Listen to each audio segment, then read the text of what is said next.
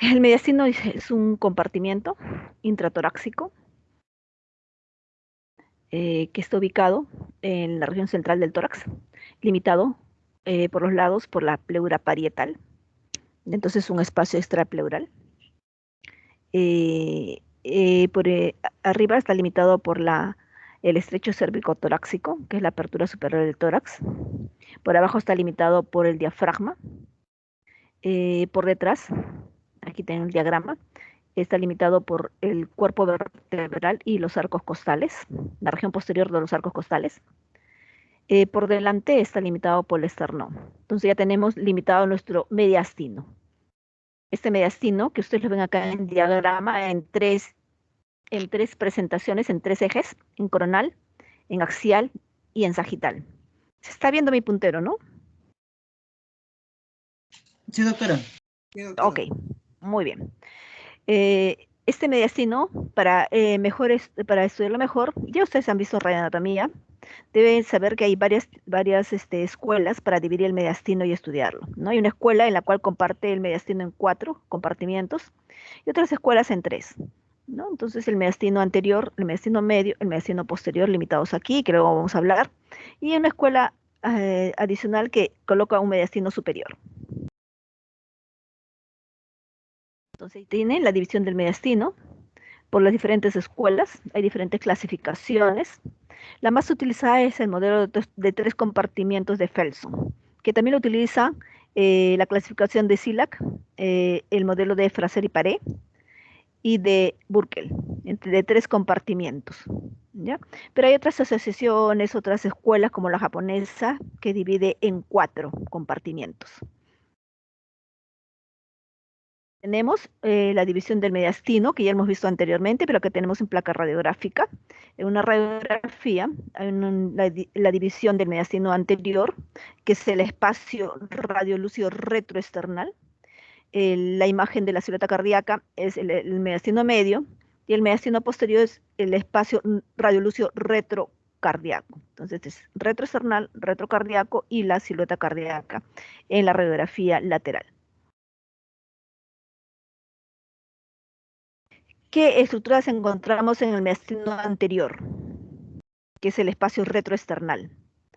Tenemos el timo, ganglios linfáticos, tejido adiposo, estructuras vasculares mamarias internas, y la tiroides, cuando es una hipertrofia tiroidea, se puede sumergir en el mediastino anterior. Cualquiera de la alteración de cualquiera de estos tejidos podemos tener patología en mediastino anterior.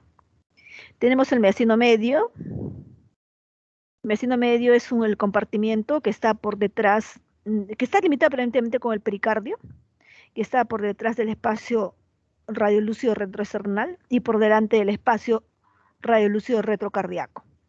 ¿Qué podemos evaluar en mediastino medio? Corazón, pericardio, los grandes vasos como la aorta ascendente, la vena cava superior, la vena cava inferior, los vasos brachiocefálicos, arteriales y venosos, los vasos pulmonares, tráquea, bronquios principales, ganglios linfáticos, los nervios laringios, el recurrente, nervio frénico, el nervio vago. Es parte del mediastino medio. Entonces, alguna patología de ellos podemos evaluarle mediastino medio.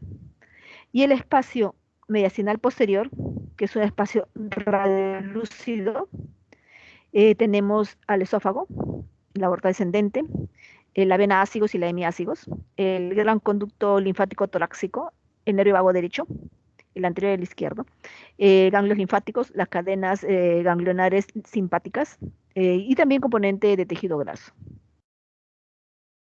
Entonces ahí tenemos los límites que ya hemos hablado, que están bien descritos acá, ¿ya? El anterior, el compartimiento mediastinal anterior, tiene por límite anterior el esternón y el límite posterior el margen anterior del pericardio, la aorta y los vasos brachiocefálicos. Contenido, ya hemos dicho también, incluso acá agregan la glándula paratiroides. Este es un cuadro resumen para que ustedes lo tengan presente. El mediastino medio también tiene sus límites. Anterior es el margen posterior de la división anterior, o sea, detrás del espacio radiolúcido retroesternal. Y el margen posterior del mediastino medio es el margen anterior de la división posterior, el pericardio, y el espacio la vertiente anterior del espacio retrocardíaco. Y tenemos las estructuras que también ya lo hemos manifestado en el diagrama anterior. Y el mediastino posterior, que es el límite anterior es el borde posterior del pericardio, y el límite posterior es la fascia prevertebral y el ligamento longitudinal anterior de los cuerpos vertebrales. En los márgenes laterales de todos los compartimientos está dado por las pleuras parietales. No olvidarse, las pleuras parietales limitan lateralmente compartimentos. Y el contenido, principalmente el esófago, la aorta descendente, el conducto torácico, la vena civil y la vena de cigos, los nervios autonómicos, los simpáticos, los intercostales, los linfáticos y tejido adiposo. ¿Qué técnica de imágenes tenemos para evaluar mediastino? La primera técnica de imagen es la radiografía. Una radiografía convencional, una anterior-posterior y lateral son los fundamentales. Anteriormente y ahora en algunas escuelas todavía usan contraste para evaluar la disposición del esófago con respecto a la estructura cardiovascular. Por lo tanto, le damos algo de contraste para que ingiere el paciente y ver el esófago. Entonces, radiografías convencionales e incidencias antero-posterior, incidencia lateral y con esofagograma, o sea, con contraste en el esófago. ¿Qué de importante acá? Las radiografías deben tomarse a una distancia más o menos de 1,50 m a más, con la finalidad de tener una verdadera disposición del mediastino, que sea lo más cercana a la realidad. Eso se llama teleradiografía. Las imágenes de pulmones generalmente son de 1,50 m hacia al metro, más cercanas para magnificar el parénquima pulmonar. Mientras, si necesitamos radiografías para mediastino, hay que hacerlas más o menos de 1,50 a más, llamadas también teleradiografías. Esto con la finalidad de disminuir el zoom, el incremento, la distorsión del mediastino. Con 1,50 m se dice que es fidedigna el tamaño del mediastino. ¿Qué otra técnica de imagen tenemos? La tomografía helicoidal multicorte, con contraste endovenoso, para diferenciar estructuras vasculares de ganglios. El contraste que se emite es el contraste iodado, por vía endovenosa. Otro examen, la resonancia magnética. La resonancia magnética generalmente está reservado para pacientes que tienen alergia al yodo. Está reservado para caracterizar tumores que no fueron bien caracterizados en tomografía, por ejemplo, algunos timomas, para ver el componente graso. Entonces, resonancia magnética complementa la tomografía. La técnica de elección es la tomografía computarizada con contraste iodado. Es la técnica que tiene mayor sensibilidad y especificidad para evaluar mediastino. La cuarta técnica es la angiografía. La angiografía es una técnica intervencionista, por lo tanto es una técnica cruenta, hay que cateterizar una arteria. Generalmente este examen es para cuando se quiere hacer un intervencionismo. Inmediatamente el diagnóstico y se hace el proceso de intervencionismo. ¿Ya? Por ejemplo, para embolizar algunas fístulas, para embolizar algunas malformaciones vasculares, bronquiales, etc. Y finalmente, la ecografía. La ecografía generalmente está limitada para evaluar corazón. La ecocardiografía, ¿ya? Es una técnica de imagen para evaluar en tiempo real la dinámica del corazón, el flujo sanguíneo, etc. Entonces, pensamos con nuestra radiografía. Nuestra radiografía debe ser, como les vuelvo a repetir, una teleradiografía. De una distancia más o menos de 1,50, en la cual se va a ver la silueta cardíaca lo más cercana a la realidad. Igual una radiografía lateral.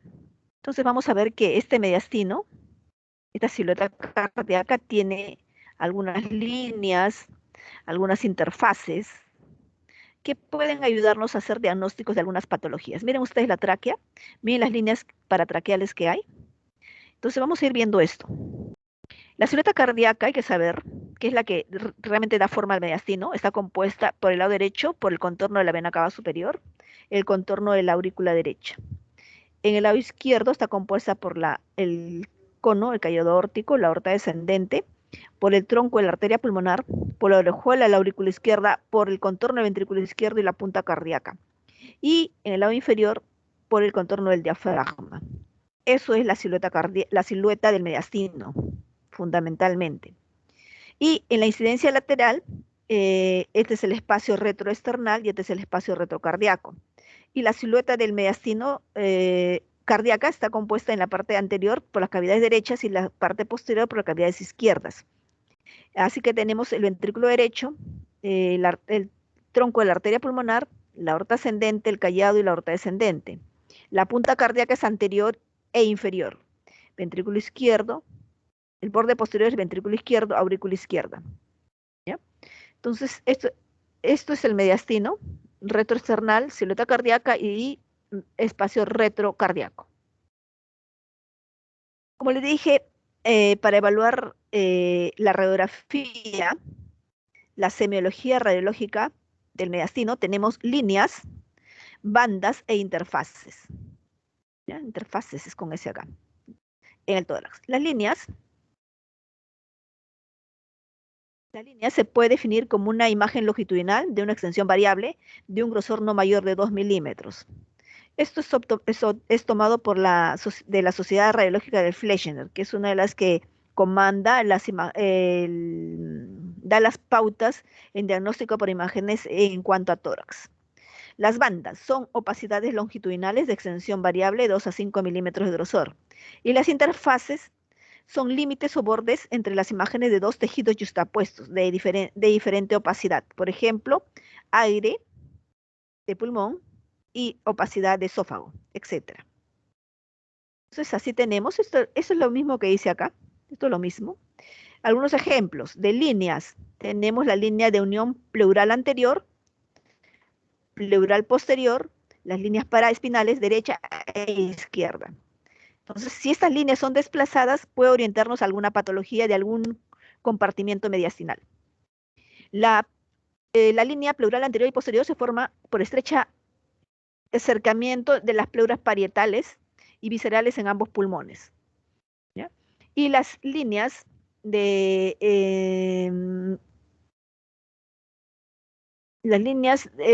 paraespinales se forman por el estrecho margen que forma la pleura con los cuerpos vertebrales. Las bandas, un ejemplo de bandas, la banda paratraqueal, tanto derecha como izquierda. Un ejemplo de interfaz. Un ejemplo de interfaz, tenemos la interfaz entre la vena ácigos y el esófago, y entre la interfaz de la aorta descendente con el parénquima pulmonar. Entonces, un desplazamiento de las líneas, ensanchamiento de una banda o un contorno anormal de una interfase son signos importantes para evaluar mediastino. Líneas, bandas e interfaces. Aquí quizás algunas representaciones. Tenemos aquí las bandas paratraqueales. Las bandas paratraqueales, ¿ya? ¿Dónde está la banda paratraqueal? Derecha, banda paratraqueal izquierda. Las líneas paraespinales, que están en un color mostaza. Líneas paraespinales. Y la interfase entre la vena ácigos y el esófago. ¿Ya? Hay una interfase acá de dos densidades. Entonces, uno agudizando la visión puede observar bien estas líneas, estas bandas e estas interfaces. Por ejemplo, veamos acá una primera línea. Semiología radiológica. La línea de unión anterior. Tenemos aquí un diagrama, acá está la línea de unión anterior, y representa aquí una línea de unión anterior, y en la tomografía se puede ver, esta es la línea. Está formada, esta línea de unión anterior está formada por la posición anterior de los dos vértices pulmonares, derecho e izquierdo. Son las pleuras que confluyen ahí las que forman esto. Generalmente se ven por detrás del esternón en los 2/3 superiores. La línea de unión anterior. Otra semiología, tenemos la ventana. La ventana es una banda, es una banda. Es un espacio mediastinal medio. Se observa más o menos a esta altura. ¿Ya? A esta altura. A esta altura. ¿Ya? Realmente es un espacio cóncavo o recto. Cóncavo o recto. ¿Ya? Es una interfase. Perdón, no es interfase, es una banda. Es una banda que contiene este espacio, ganglios linfáticos, contiene el nervio laringio recurrente, las arterias bronquiales izquierdas, el ligamento arterioso y también contiene algo de grasa mediastinal. Este compartimento siempre es cóncavo, pero cuando esta banda se ensancha, se hace convexa, podemos pensar en alguna patología. Por ejemplo, puede ser ganglios linfáticos, puede ser un lipoma, grasa, un lipoma, puede ser dilatación de las arterias bronquiales o un tumor del nervio laringio izquierdo. Entonces, hay que observar esta banda radiopaca que corresponde a la ventana ortopulmonar. Ya, acá este es un corte coronal en resonancia magnética mostrando la ventana aortopulmonar, que realmente fundamentalmente es grasa con las estructuras que les dije, pequeñas arterias, el nervio laringio recurrente. Otra banda son las bandas paratraqueales, derecha, izquierda. La banda derecha está formada por la pared de la tráquea, el tejido conectivo mediastinal y la pleura paratraqueal del pulmón derecho. Normalmente esta banda es de 1 a 4 milímetros. ¿Qué contiene? Contiene la vena ácigos en el margen inferior. Cuando esta banda se engruesa, se deforma, podemos pensar en alguna patología de la vena ácigos, una dilatación aneurismática de la vena ácigos. ¿Ya? Se observa acá, esta es la cava, esta es la tráquea y esta es la banda paratraqueal derecha. Es muy delgadita, es una banda bien finita, máximo 4 milímetros de espesor. Pasamos otro. Por ejemplo, acá hay una banda paratraqueal derecha aumentada de espesor. Miren acá. ¿Por qué? Por ejemplo, es un arco que está a la derecha, que está a la izquierda, pero una alteración congénita hace que la banda paratraqueal derecha esté ensanchada en la radiografía. Em, es un ejemplo, condiciones ácidos. Por ejemplo, la vena ácigos aquí, prominente, hace también que la banda paratraqueal derecha se pueda ensanchar.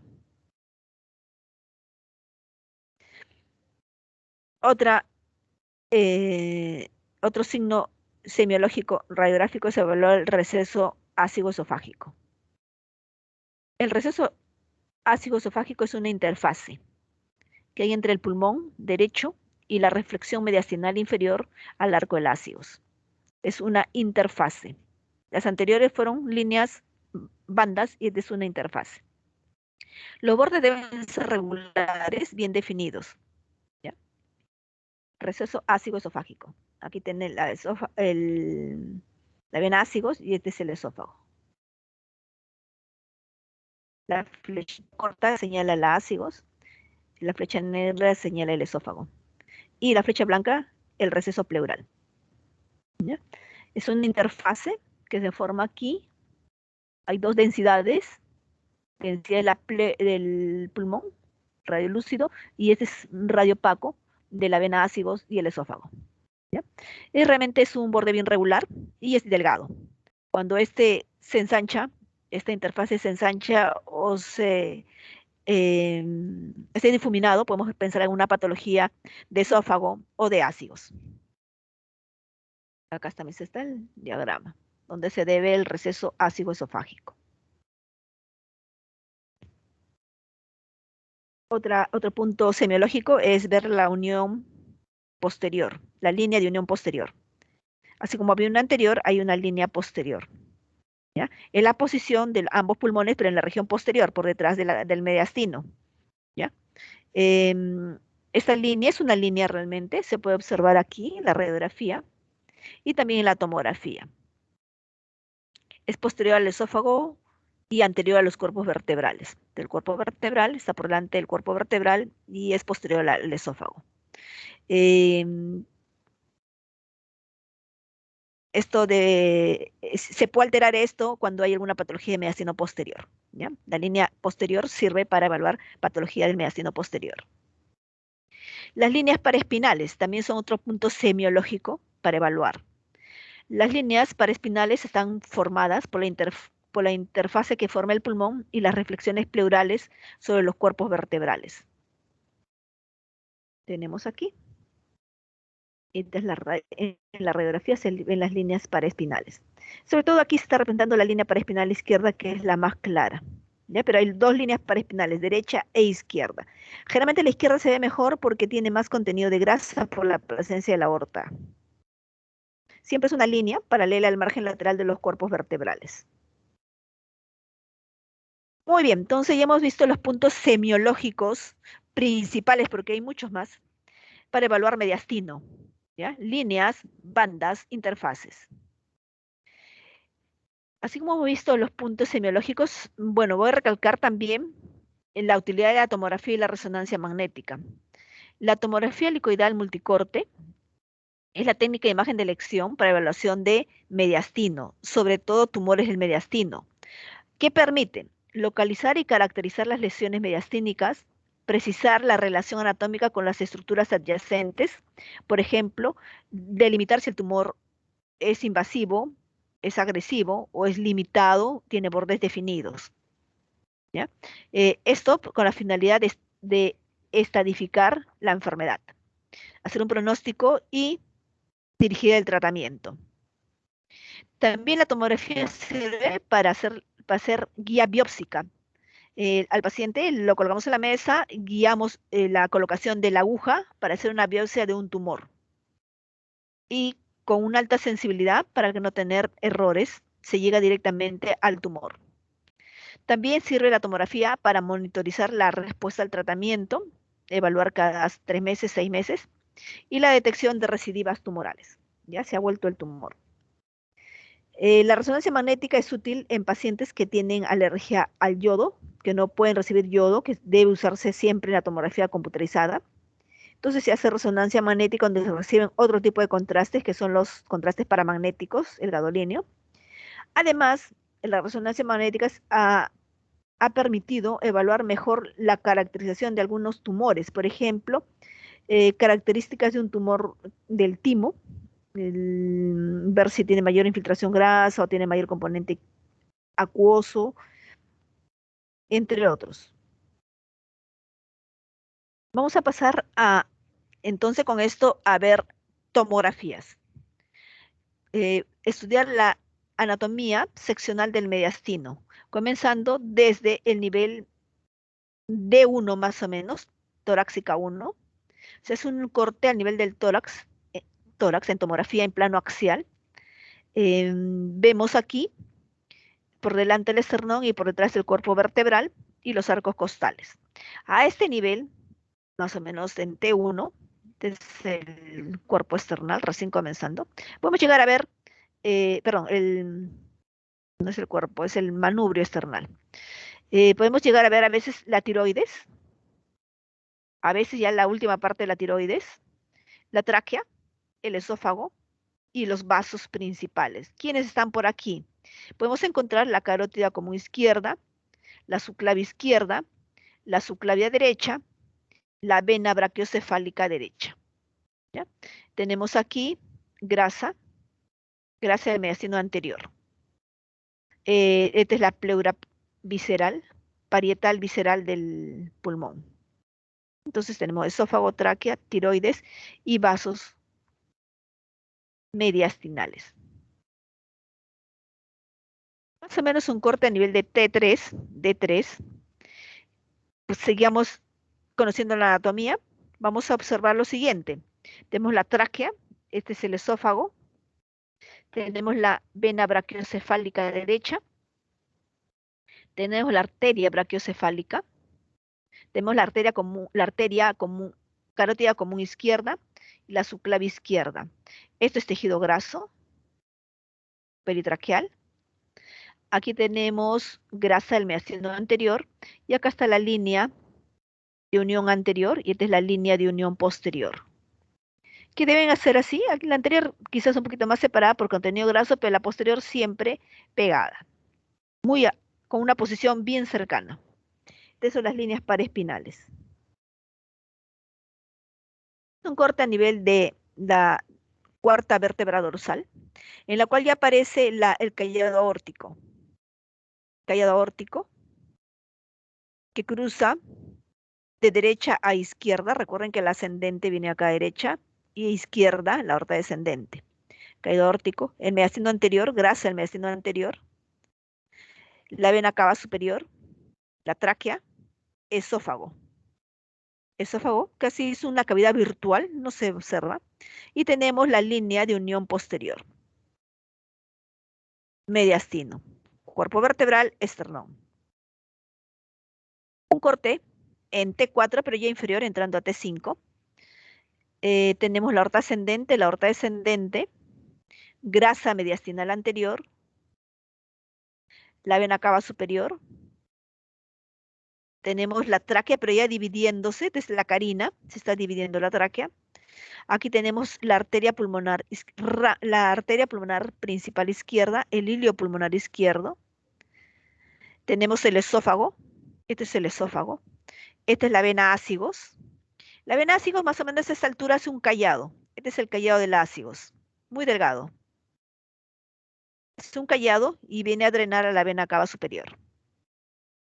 ¿Ya? En este caso, lo que estamos viendo aquí es anormal. Este es un ganglio. No debería estar acá. Este es un ganglio pretraqueal. ¿Ya? Recuerden que hay espacios grasos acá que pueden acumular ganglios. Este es un ganglio inflamatorio, es ovoideo, homogéneo.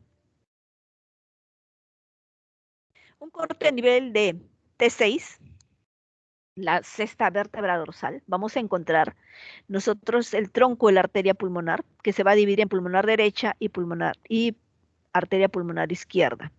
¿Ya? Tronco, arteria pulmonar, pulmonar derecha, y la pulmonar izquierda, que es quizás el bracito con la justa estamos viendo acá, porque es más superior. Si se dan cuenta, en el anterior estaba la izquierda acá, la arteria pulmonar izquierda. Entonces el tronco de la arteria pulmonar sube, da su rama un poquito horizontal, la rama pulmonar derecha, y la izquierda sí va hacia arriba.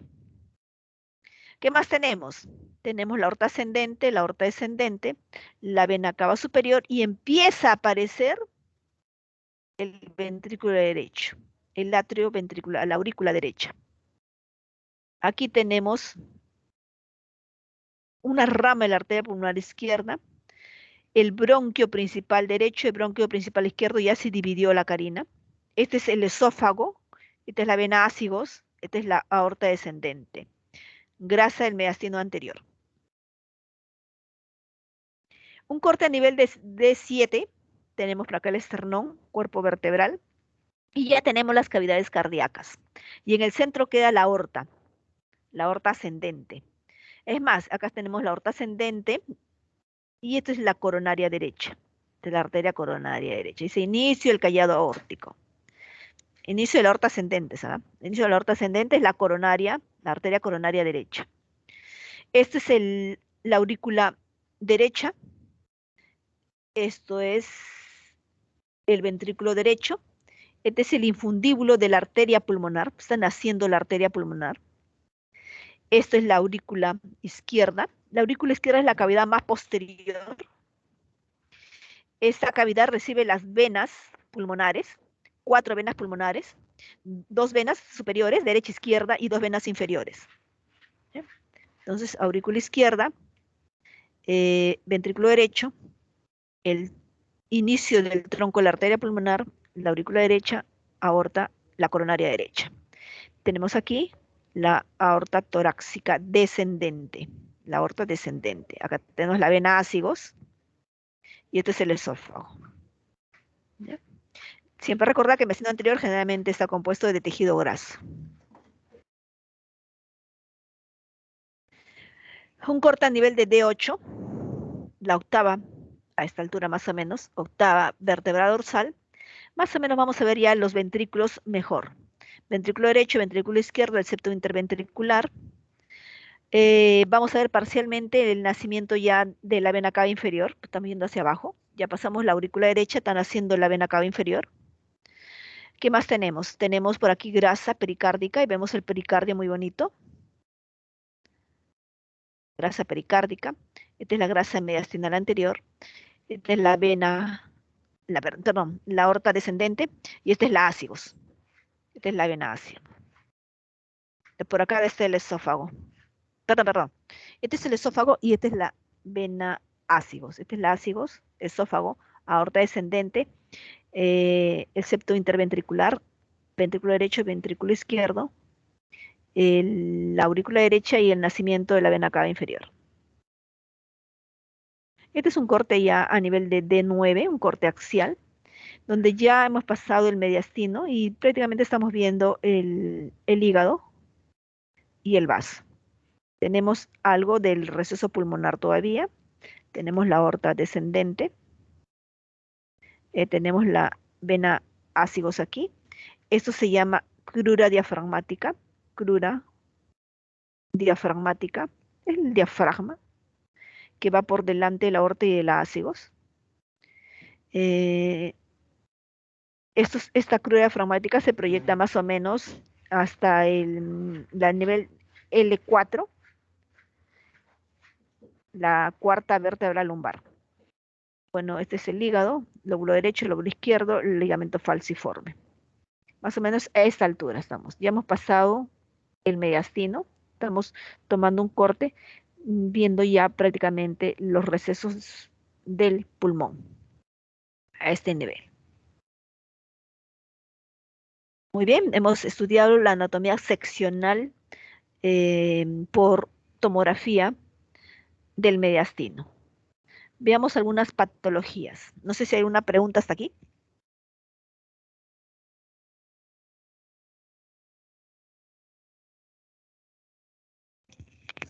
¿Me escucha? De repente no estoy. Sí se escucha, doctora. ¿Escucha? Ok. ¿Alguna pregunta hasta aquí para pasar a patologías ahora?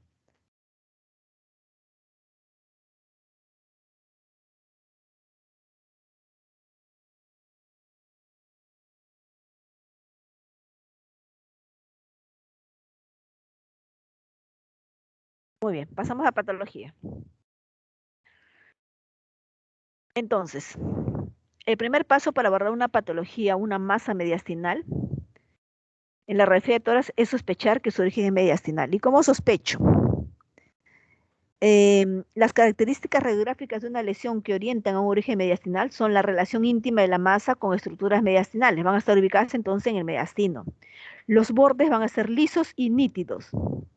Y fundamentalmente la formación de estas masas, estas lesiones, con los bordes los bordes, los contornos mediastinos son obtusos. Los ángulos son obtusos entre la masa y el campo pulmonar. Recuerden que los bordes son las pleuras, los campos pulmonares.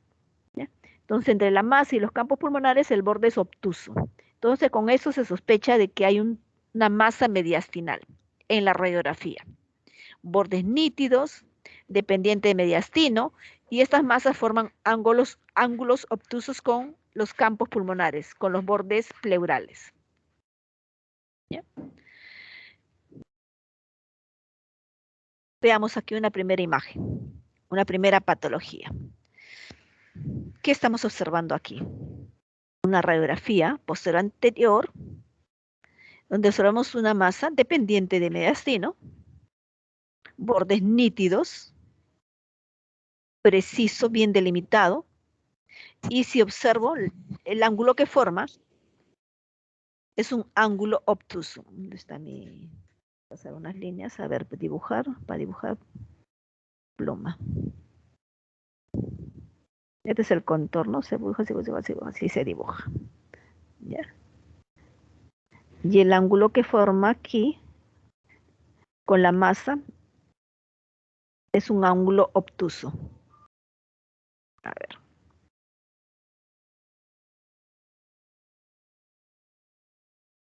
Entonces, la radiografía de tórax se puede identificar una masa en el tercio superior del tórax que muestra un efecto íntimo con estructuras mediastínicas. Pertenece a mediastino definitivamente. La masa condiciona el desplazamiento de la tráquea. Ustedes pueden identificar la tráquea acá. Es más, la tráquea está algo colapsada. Ha perdido la radiolucidez. ¿Ves la tráquea desplazada y también se pierde la radiolucidez? Está desplazada y comprimida la tráquea. Esta masa presenta bordes bien definidos, bien delimitados y ángulo obtuso entre la masa y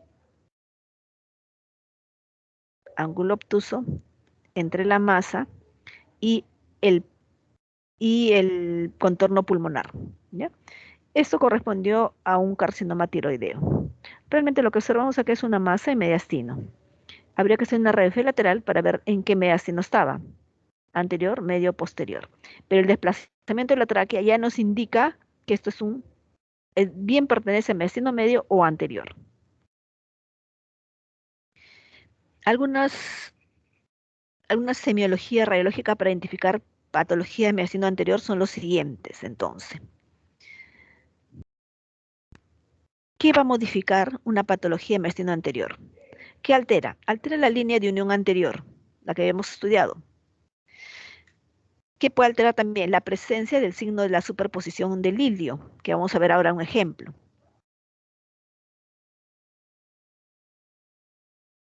Y la ausencia de su interfaz con el pulmón. Estos son los signos que pueden estar alterados cuando hay una patología de mediastino anterior. Alteración de la línea de unión anterior. Esta línea puede estar desplazada, puede estar amplia. El signo de superposición del hilio, que lo vamos a ver luego. El signo cérvico-torácico. Quiere decir que la continuidad de la masa hacia el tórax, hacia la región cervical, perdiendo la interfase. El signo de la silueta y el signo de convergencia iliar. Vamos a ver algunos ejemplos. Veamos aquí. Recuerden que esta es la línea, se ve en puntero, ¿no? Esta es la línea de unión anterior. La línea de unión anterior debe estar acá. En esta semiología vamos a ver que hay una radiopacidad dependiente de mediastino, bordes nítidos, miren los bordes, nítidos, bien definidos, que desplaza la tráquea hacia la derecha y distorsiona la línea de unión anterior.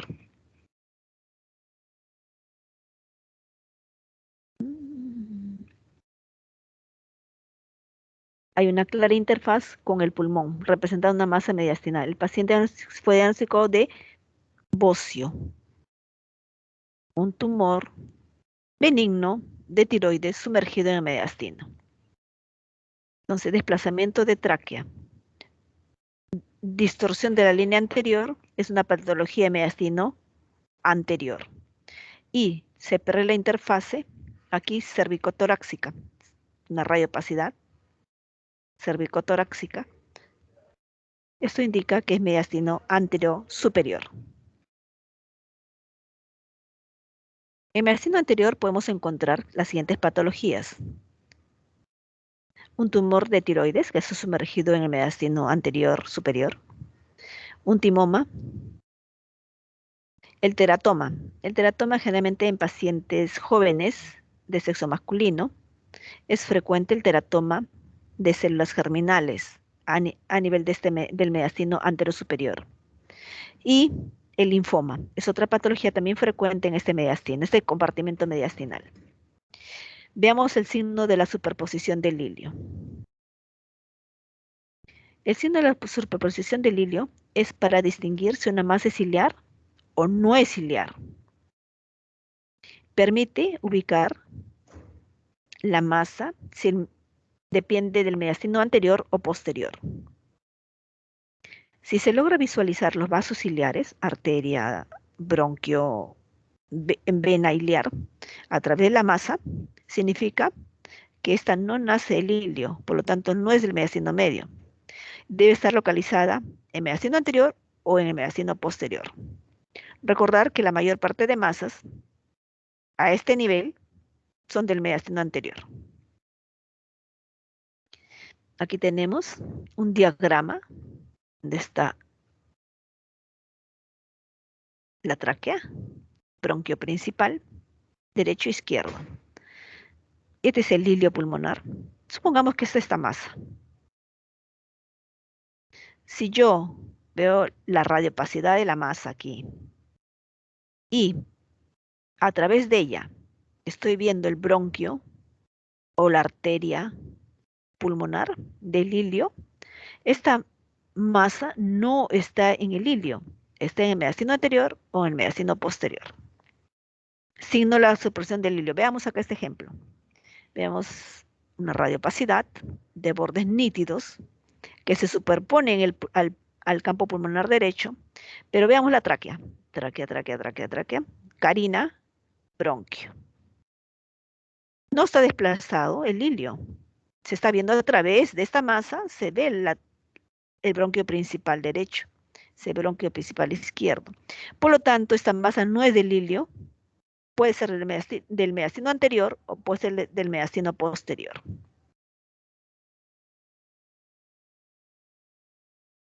Y entonces dice, acá dice, se observa esta masa en el tercio superior del mediastino con el signo de superposición del hilio y desaparición de la línea de unión anterior. Además, esto tenía borramiento de la línea de unión anterior, ¿no?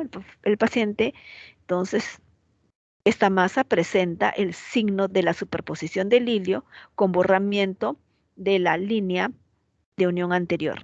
Por lo tanto, es una masa, depende del mediastino anterior. Y el diagnóstico, dice aquí, fue un carcinoma tímico. Entonces, el signo de superposición del hilio ayuda a diferenciar si esta masa es del hilio o pertenece al mediastino anterior o posterior.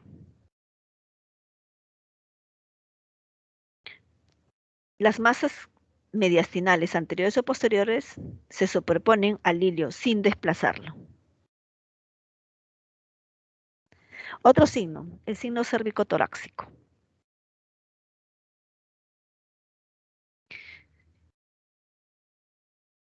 El mediastino anterior termina en el aspecto superior de las clavículas, es su límite, y el posterior finaliza por encima de las clavículas.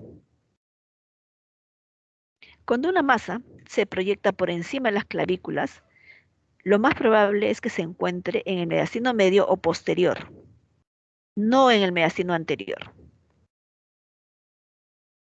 Las masas supraclaviculares que no se encuentran dentro del mediastino no tienen una interfaz clara con el pulmón y sus márgenes, no son bien definidas.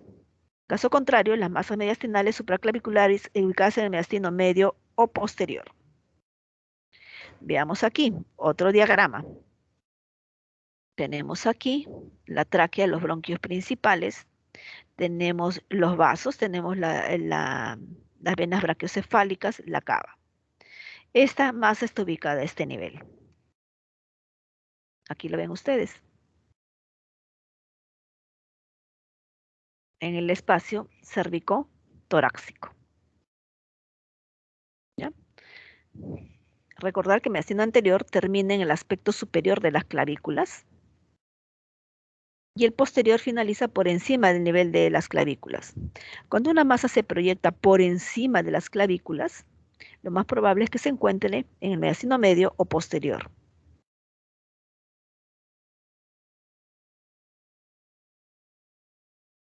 ¿Ya? En este caso, correspondió a una masa del mediastino posterior. ¿Ya? En este caso, correspondió a una masa del mediastino posterior. No es del mediastino anterior. El signo de la silueta. El signo de la silueta consiste en la pérdida de los bordes de las estructuras de la misma densidad que se encuentran en contacto, siendo diferentes tejidos. Puede ser uno normal y otro patológico.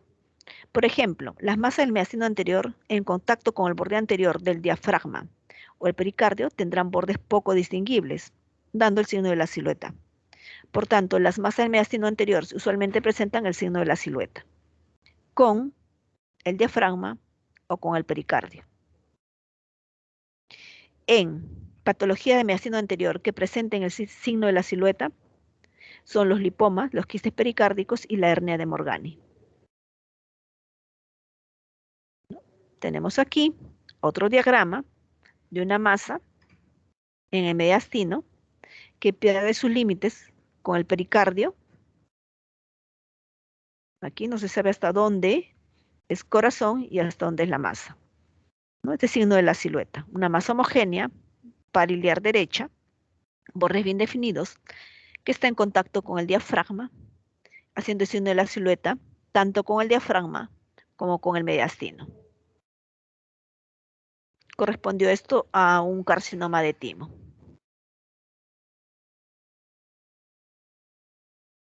Esto es semiología radiológica en mediastino anterior. Ya hemos visto entonces, en mediastino anterior, hemos visto lo siguiente, en semiología radiológica. Distorsión de la línea anterior, de la línea de unión anterior. El signo de superposición del ilio. El signo cervicotorácico. El signo de la silueta. Vamos a ver mediastino medio. Las lesiones de mediastino medio se pueden manifestar como obliteración de la ventana aortopulmonar o el ensanchamiento de las bandas paratraqueales.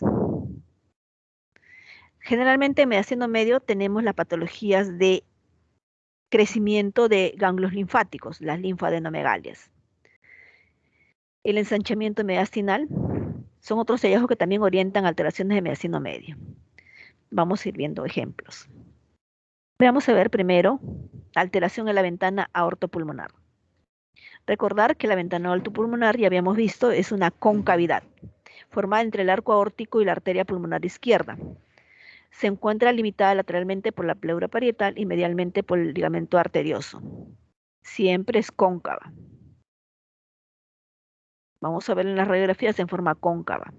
Se hace convexa cuando este contiene ganglios, linfadenopatías, cuando tiene incremento del tamaño del ducto arterioso o hay algún aneurisma en la aorta. También se hace evidente cuando puede contener tumores dependientes de la vaina nerviosa, del nervio laringeo recurrente o del nervio vago izquierdo. También puede alterar, incrementar el tamaño o los contornos de la ventana aortopulmonar. Veamos aquí. Aquí está la ventana aortopulmonar. ¿Ya? Pero vemos aquí la ventana aortopulmonar debe ser cóncava. Acá está incrementada. Está un poquito abombada, convexa. Ya no está cóncava, sino está convexa. Aquí la tenemos, está convexa. ¿Ya? Entonces dice aquí, esta es la ventana aortopulmonar, a este nivel, una radiografía de tórax, un diagrama y esto es una tomografía. ¿Ya? Tenemos convexidad aquí de la ventana aortopulmonar.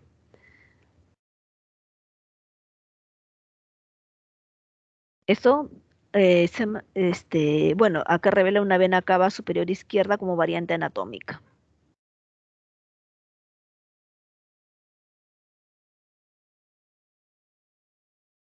Del mediastino posterior.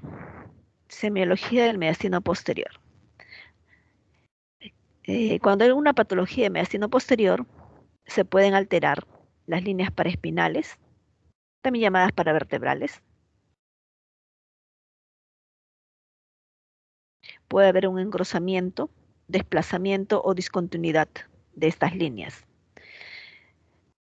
Las paraespinales, las paraórticas, obliteración de la unión posterior. Recuerden, la unión posterior había una línea, puede estar obliterada. Y distorsión del receso del ácido esófago. Aquí tenemos un ejemplo, una ilustración, una radiografía y tenemos aquí una resonancia magnética. Las líneas paraespinales son líneas que se forman desde el tejido graso perivertebral y la pleura parietal. Son líneas más o menos de unos máximo 4 milímetros de espesor.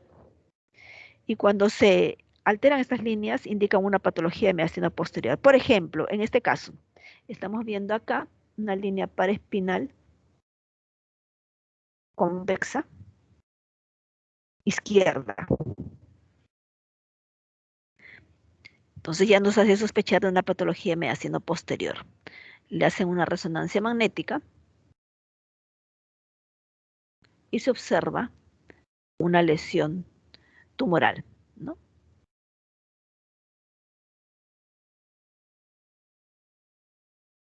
una masa paravertebral izquierda que tiene una intensidad de señal heterogénea y corresponde a un paciente con una hematopoiesis extramedular. Bueno, nosotros vemos una tumoración y esto correspondió a una hematopoiesis extramedular. Pero ya desde la radiografía se veía que había una distorsión en el mediastino posterior, una convexidad de la línea paraespinal. Esos son dos ejemplos para ver semiología mediastino medio y mediastino posterior. Ahora vemos un resumen de las patologías a nivel mediastinal. ¿Ya? Recordar que el timo pues, es mediastino anterior, por lo tanto, vamos a encontrarlo en mediastino anterior. Puede ser superior, medio o inferior. Ojo que hemos visto timos inferiores también, pero anteriores. Generalmente las características son que son masas lobuladas, contornos bien definidos, ¿ya? Lo que hace que se limiten bien con la pleura parietal pulmonar. La mayor parte del crecimiento tímico está ubicado en el mediastino anterior superior. Puede tener componente lipídico como el timolipoma. Siempre márgenes bien claros, bien definidos. Otro tumor del mediastino anterior es el teratoma. Generalmente también es una masa de contornos definidos, pero la característica es que contiene calcificaciones. Otro tumor de mediastino anterior es el crecimiento tiroideo, el bóceo retroesternal. Generalmente va a dar pues radiopacidad en el espacio radiolúcido retroesternal. Es una masa lobulada de contornos definidos. Puede tener continuidad con las estructuras cervicales. El otro tumor que podemos encontrar en mediastino anterior es el lipoma. Es una masa lobulada homogénea en mediastino anterior superior, generalmente de radiolúcido por el contenido lipídico. Radiolúcido por el contenido lipídico. Otra tumoración del mediastino anterior es los tumores de células germinales. Lo observamos generalmente en pacientes varones jóvenes. Es una masa lobulada de contornos bien definidos. Puede contener restos óseos, o sea, restos embriológicos de huesos, dientes, ¿ya? Y puede crecer de gran volumen y corresponder a seminomas extratesticulares, ¿no? Tumores del mediastino medio. Los quistes broncogénicos generalmente son masas redondeadas bien definidas, densidad agua, homogéneas, densidad radiolúcida, es radiopaca, quistes broncogénicos, es radiopaca, apariencia incluso sólida, son radiopacos sólidos, ¿ya? Es porque tienen ese componente líquido. Otra masa de mediastino medio pueden ser tumores malignos como el de origen broncogénico, linfoadenomegalias, se acompaña de linfoadenomegalias, adenopatías, ensanchamiento mediastinal, es lobulada, heterogénea, de bordes mal definidos. Ojo, esta es una masa de bordes mal definidos, es una característica. Y generalmente tiene una densidad parecida a un nódulo pulmonar. Las adenomegalias pueden corresponder pues, a patologías como procesos linfoproliferativos, los linfomas, y estos se caracterizan por estar en el mediastino anterior y medio. Los tumores neurogénicos son del mediastino posterior. ¿Ya? Generalmente son lesiones esféricas de bordes bien delimitados. Generalmente están adyacentes a los cuerpos vertebrales, por lo tanto alteran las líneas paraespinales. El crecimiento puede provocar erosión de las costillas, erosión de los forámenes neurales, los agujeros de conjunción. Y como lo vuelvo a repetir, obliteran las líneas paraespinales. Otra lesión que ocupa mediastino posterior son el aneurisma aórtico descendente. Generalmente es una imagen de aspecto de masa que continúa al callado aórtico, al arco aórtico. Puede tener contornos calcificados que corresponden a ateromas calcificados. Otras patologías menos frecuentes son las infecciones vertebrales. Eso generalmente en el mediastino posterior, la tuberculosis, el mal de Pot. Generalmente va asociado a destrucción ósea, osteolisis, y por lo tanto colapso vertebral, deformación cuneiforme o aplastamiento vertebral.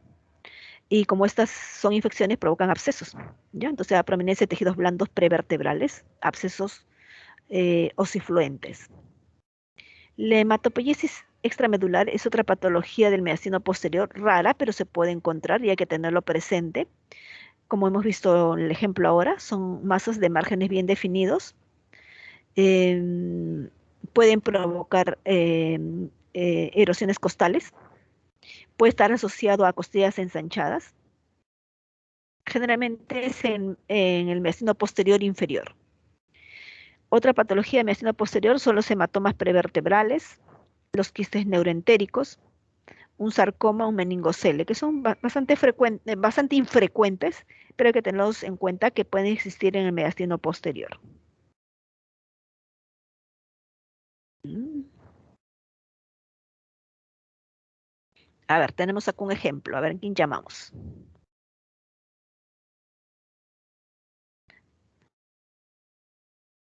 Tenemos aquí una radiografía de un paciente con un dolor retroesternal. Ya observamos aquí una radiopacidad mediastinal de bordes bien definidos con el signo de, ¿cómo se llama esto? Superposición del hilio.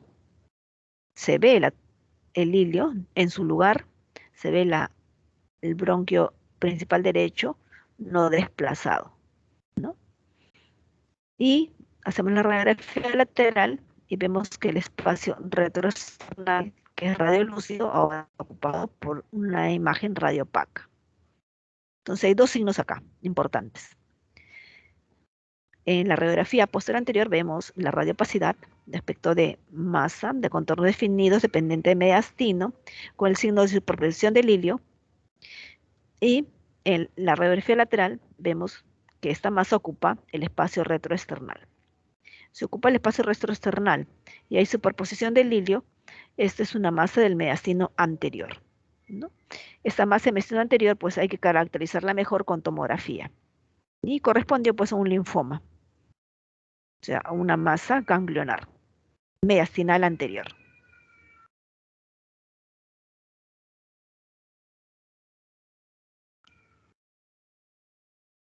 Esta es una tomografía, quizás le colocaron un software a colores, ¿ya? Para observar mejor algunas estructuras. Es una tumoración voluminosa de bordes bien definidos, dependiente definitivamente del mediastino, que desplaza y comprime estructuras cardiovasculares al corazón. También comprime pulmones, sobre todo del lado izquierdo. Desplaza la pared torácica anterolateral. Está bombando el esternón. Está también abombando el diafragma. Es una tumoración del mediastino anterior. Probablemente sea un timosarcoma.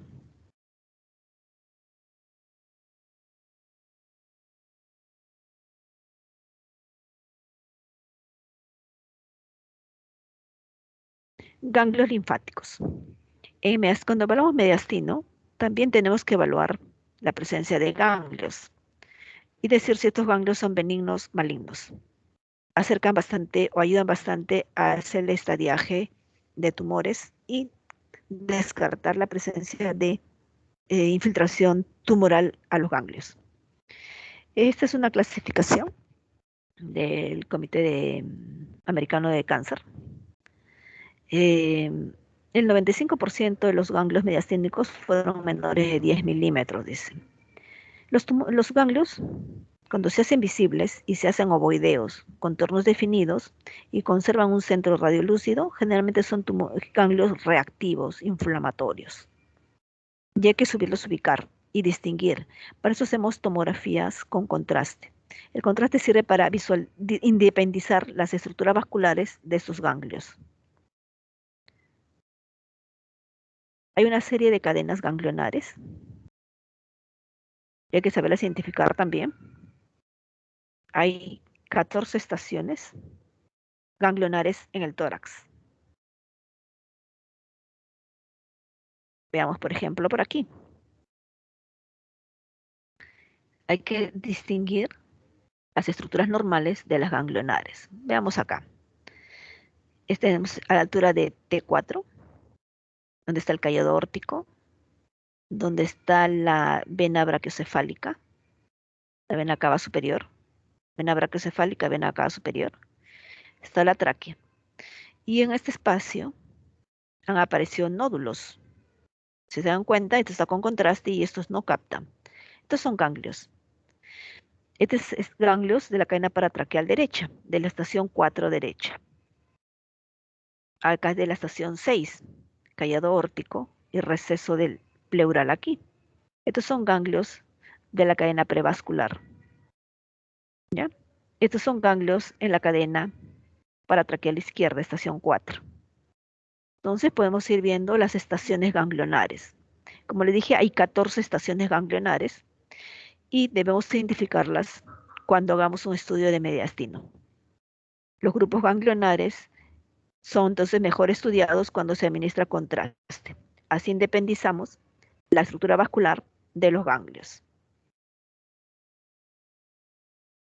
Aquí seguimos viendo la ubicación de ganglios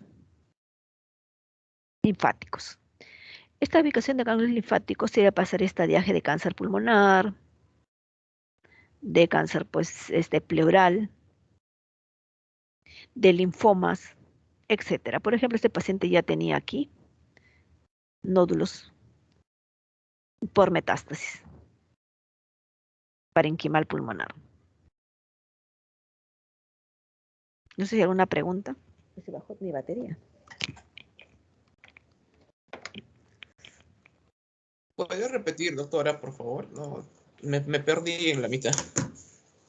A ver, un ratito. Un 5 en 5. Voy a enchufar esto.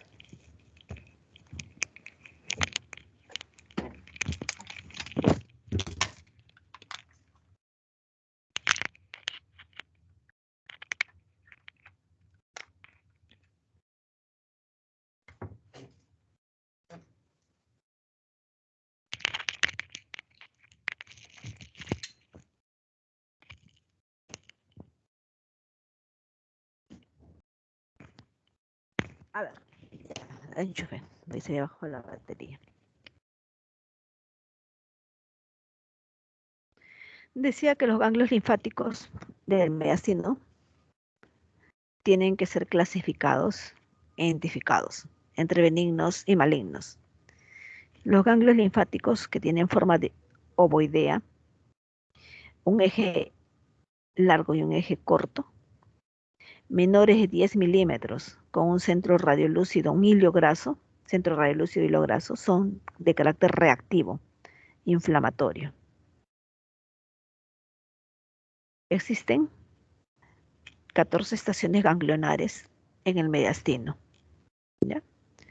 Grupo mediastinal superior, paratraqueal superior, paratraqueal inferior, derecho, izquierdo, el grupo 3 el prevascular, el grupo 5 subaórtico, el grupo 6 paraórtico ascendente, el 7 subcarinal, el 8 paraesofágico, el 9 del ligamento pulmonar, el 10 ganglios del ilio pulmonar derecho izquierdo, el 11 el grupo ganglionar interlobar, el 12 el grupo ganglionar lobar, el 13 el grupo ganglionar segmentario y el grupo 14 el grupo ganglionar subsegmentario.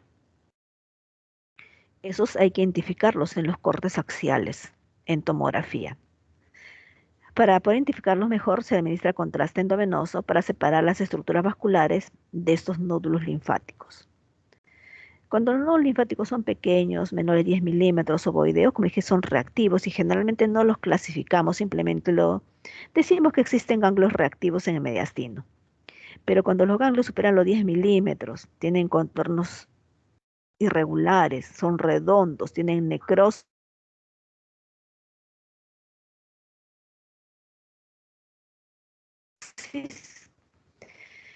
ahí sí hay que clasificarlos. Entonces, por ejemplo, aquí tenemos unos ganglios, el grupo 4.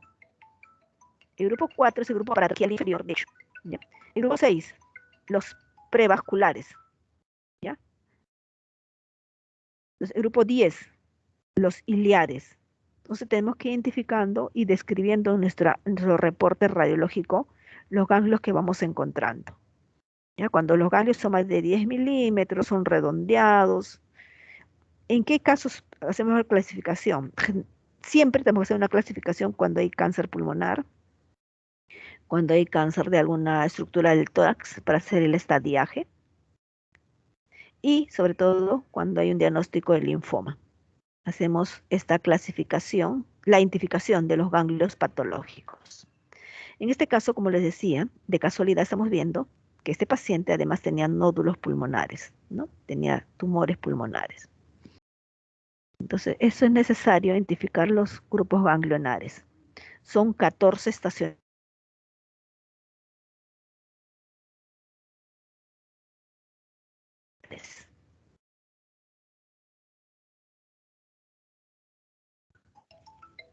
Entonces, hay otra pregunta.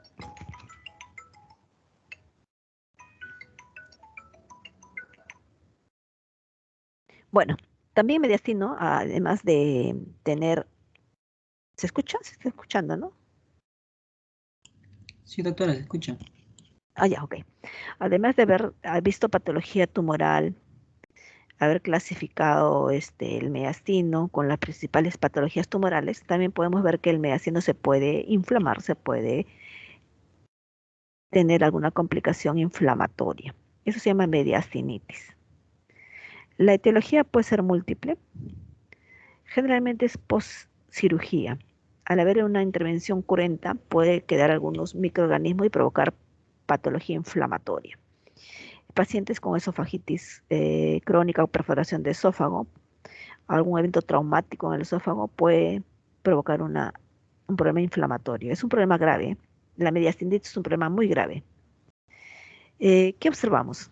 Nosotros vamos a observar en la radiografía generalmente los contornos del... ¿Dónde está mi flechita? Los contornos pleurales están difuminados, están borrosos. ¿Ya? Están borrosos. En este caso, además de estar borrosos los contornos por un problema inflamatorio, observamos que hay aire dentro del mediastino. Miren que hay aire libre de mediastino. ¿Ya? Eso se llama neumomediastino. Entonces hay un neumomediastino y hay signos de mediastinitis. Preferiblemente estamos pensando en una perforación. ¿Qué se perfora y da frecuentemente esta patología? Generalmente es esófago. ¿Y cuál es lo más frecuente? Un traumatismo. Y las flechitas están señalando las líneas radiolúcidas del aire. Ya las flechas señalan el neumomediastino.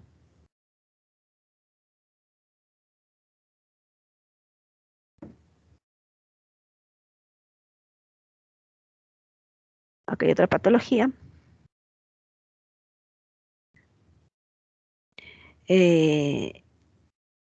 Bueno, esto era para preguntarles a ustedes, pero bueno, ya. Esta es una radiografía de tórax, donde observamos que hay un ensanchamiento del receso, aquí, el receso ácido-esofágico, y un ensanchamiento también de la línea paraespinal derecha. ¿Ya?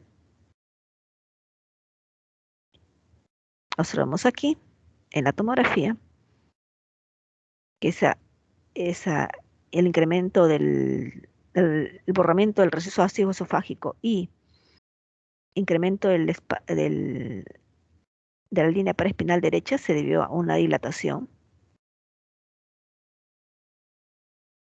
del esófago con retención de contenido, ¿no? Es un megaesófago, está dando una patología, un megaesófago que está dando pues la semiología de una tumoración mediastinal posterior. Esto era para ver la semiología de mediastino posterior, el borramiento de la línea paraespinal y el incremento del receso ácido-esofágico. Muy bien, no sé si hay alguna pregunta.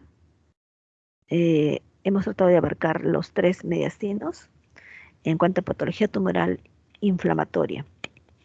Gracias. Si tienen alguna pregunta, los escucho.